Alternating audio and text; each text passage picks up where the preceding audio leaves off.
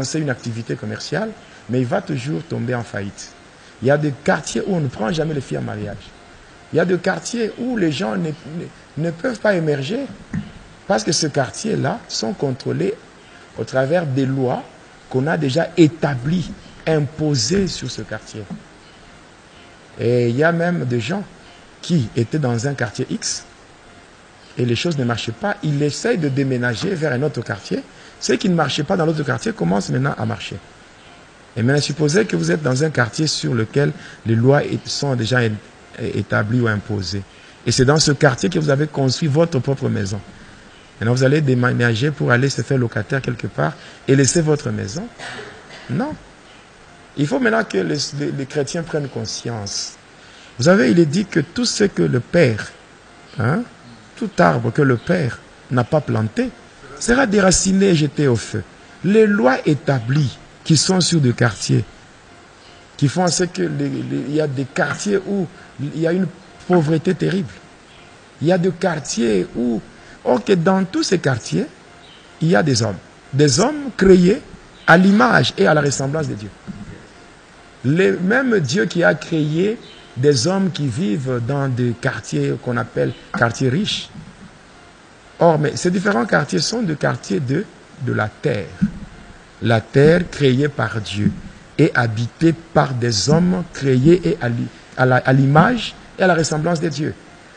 Je pense que cette situation qui commence à se faire voir comme une discrimination peut s'arrêter si le chrétien arrivait seulement à prendre conscience.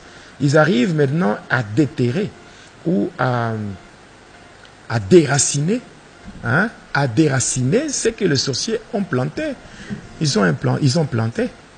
Mais non, si vous avez, c'est comme ça qu'il y a certains pasteurs qui n'acceptent pas d'implanter leurs églises dans certains quartiers. Je dis, mais si j'allais là, dans ce quartier-là, alors qu'est-ce qu'on aura vraiment? C'est un quartier, un milieu vraiment terre à terre, là. Or que si vous allez dans ces milieux-là, que vous appelez terre à terre, vous allez là-bas parce que c'est le Seigneur qui vous a envoyé. Vous arrivez là-bas, vous détruisez, vous arrivez à abroger tout ce que le diable a fait là-bas. Le même quartier va émerger. Ce même quartier va émerger. C'est le fait de ne pas connaître ces choses que la sorcellerie continue à faire des dégâts ou des ravages. Mais si seulement les hommes de Dieu, nous en avons combien aujourd'hui? Les hommes de Dieu, nous en avons combien? Si vous allez dans un quartier là qu'on appelle un quartier reculé, un milieu reculé, vous allez là-bas avec Dieu, vous prêchez Christ, vous témoignez la puissance de Dieu là-bas, vous faites tout. Il y a des gens qui vont quitter même le quartier riche pour vous suivre. Et le quartier là finira par émerger. Aujourd'hui, on ne le fait pas. C'est comme ça qu'il y a des quartiers où il y a la saleté, il y a des histoires, des immondices à gauche, à droite. Or, la sorcellerie et la saleté, ça marche de pair. Donc, il y a des choses que même les hommes politiques ne peuvent pas faire. Mais si seulement le chrétien prenait conscience et se dise, en tout cas, nous allons déloger le diable. Nous allons faire par de fortes prières, nous allons faire de sorte que l'ennemi sente vraiment que nous sommes là. Parce qu'il est dit, dans Josué 1, verset 3, que tout lieu que foulera la plante, je vous le donne. Donc quand vous arrivez à prendre possession d'un lieu, c'est imposer silence à tout ce qui n'est pas de Dieu.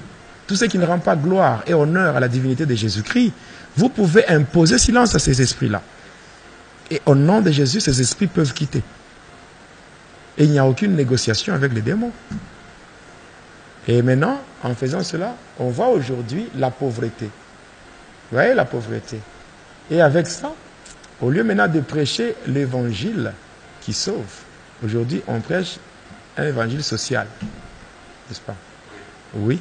On prêche l'évangile lié à ce que les gens vivent. Il y a la pauvreté, on prêche l'évangile lié à la pauvreté. Comment relever une personne de la pauvreté pour arriver quand même à se retrouver. Vous voyez, ça ce n'est plus l'évangile. Ce n'est plus l'évangile. Et les gens accourent en grand nombre, non pas parce qu'ils ont besoin du Seigneur, mais ils ont besoin de solutions à leurs problèmes. Et là, les sorciers sont contents. Et ils viennent même dans les églises, là où on parle de la possibilité, ils sont là. Ils occupent même des postes pour savoir comment gérer l'église spirituellement. Et tout ça, les pasteurs se retrouvent dans leur collège avec des sorciers, oui, qui sont là et il y a même dans certaines églises, il y a les sorciers qui sont dans les collèges, dans l'administration, et qui disent même au pasteur, mais il ne faut pas parler d'histoire de sorcellerie, les histoires là, négliger ça, ça n'a pas de... Parce qu'ils savent bien comment ils ont pris l'église de Dieu en otage. Ils ont pris l'église de Dieu en otage. Il y a des gens qui seront sévèrement fouettés par le Seigneur à cause de ce qu'ils font dans l'église du Seigneur. L'église n'a pas seulement l'aspect administratif, il y a aussi l'aspect spirituel qui n'est pas à négliger. Ouais. Maintenant, là, c'est maintenant le sorcier suprême qui est parti et qui a agi en deux volets. Premier volet, c'est emprisonner le bien de gens et placer des geôliers. Et de deux, à partir de là, le rapport donné permet à ce que les lois, donc on puisse d'abord tisser des lois, et ces lois sont finalement établies. On appelle ça les lois établies. Donc le quartier est contrôlé, même s'ils sont loin là dans le département, ils peuvent même de loin contrôler parce qu'ils ont placé beaucoup.